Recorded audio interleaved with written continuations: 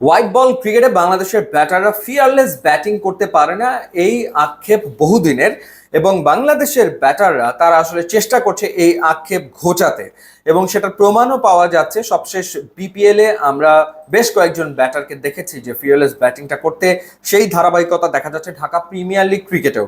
একই দিনে দারুণ দুটো ইনিংস আমরা দেখলাম। একটা পারভেজ হোসেন ইমনের আবাহনীর হয়ে ওপেনিং এ নেমে রেকর্ড করেছেন, তিনি ফাস্টেস্ট 50 করেছেন, 15 বলে অর্ধশতক তিনি করেছেন। আর একটা শামীম হোসেন পাটোয়ারির, যিনি বিপিএলেও রান করেছেন দুর্দান্ত স্ট্রাইক রেটে, এবং ঢাকা প্রিমিয়ার লিগ ক্রিকেটে তিনি চতুর্থ হাফ সেঞ্চুরি করেছেন মোহামেডানের বিপক্ষে। 89 রানের একটা ইনিংস খেলেছেন, এবং ইনিংসটা এমন এক সময় খেলেছেন যখন তার দলের 5 উইকেট পড়ে গিয়েছিল মাত্র 67 রানে। প্রাইম ব্যাংক ম্যাচ হেরেছে ঠিকই, 174 পর্যন্ত যে পৌঁছতে পেরেছে সেটা শামীম পাটোয়ারির এই 89 রানের ইনিংসের বদৌলতে। একাই কাউন্টার অ্যাটাক করেছেন এবং নান্দনিক সব শট খেলেছেন, দেখার মতো সব শট খেলে তিনি 89 রান করেছেন। আর পারভেজ হোসেন ইমনের রেকর্ডের কথা যদি বলি, এর আগে লিস্টে ক্রিকেটে রেকর্ডটা ছিল ফরহাদ রেজা আর হাবিবুর রহমানের যৌথভাবে। 2019 সালে প্রিমিয়ার লিগে প্রাইম দোলেশ্বরের হয়ে 18 বলে 50 করেছিলেন ফরহাদ রেজা।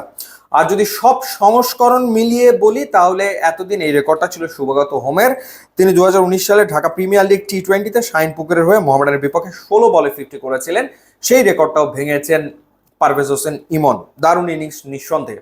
ওভারঅল দুজনের এবারের ঢাকা প্রিমিয়ার লিগের পারফরমেন্সের কথা যদি বলি, পারভেজ হোসেন ইমন 9 ম্যাচে 474 রান করেছেন, 2টা সেঞ্চুরি করেছেন, 3টা 50 করেছেন।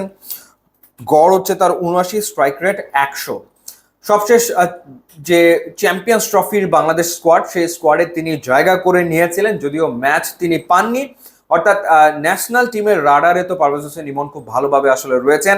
এবং বিপিএল এ আমরা চিটাগং কিংসের হয়ে তাকে বেশ কিছু দারুণ ইনিংস খেলতে দেখেছি। আর শামীম হোসেন পাটোয়ারি এবারে ঢাকা প্রিমিয়ার লিগে 9 ইনিংসে 349 রান করেছেন, 4টা 50-তে, গড় হচ্ছে 70, স্ট্রাইক রেট হচ্ছে 127.37। সো আগামী দিনে আসলে হোয়াইট বল ক্রিকেটের ন্যাশনাল টিমে এই দুজনকে দেখা যাবে, পারভেজ হোসেন ইমন এবং শামীম হোসেন পাটোয়ারিকে। ঘরোয়া ক্রিকেটে তারা যেভাবে পারফর্ম করছেন, সেই ধারাবাহিকতা যদি তারা ইন্টারন্যাশনালে দেখাতে পারেন, তাহলে আসলে বাংলাদেশ দল ডেফিনেটলি উপকৃত হবে। এবং তাদের ওপরেই টিম ম্যানেজমেন্টকে আস্থা রাখতে হবে, কারণ পারফর্ম তো আসলে তারাই করছেন। শামীম হোসেন পাটোয়ারি বিপিএলেও পারফর্ম করেছেন, ঢাকা প্রিমিয়ার লিগ ক্রিকেটেও পারফর্ম করছেন। সুতরাং ডেফিনেটলি হোয়াইট বল ক্রিকেটের ন্যাশনাল টিমে তার চলে আসাটা খুব অবভিয়াস ব্যাপার। আর পারভেজ হোসেন ইমন তো আছেনই। সুতরাং দেখার ব্যাপার যে তারা আসলে ইন্টারন্যাশনাল সার্কিটে কেমন পারফর্ম করেন আগামী দিনে।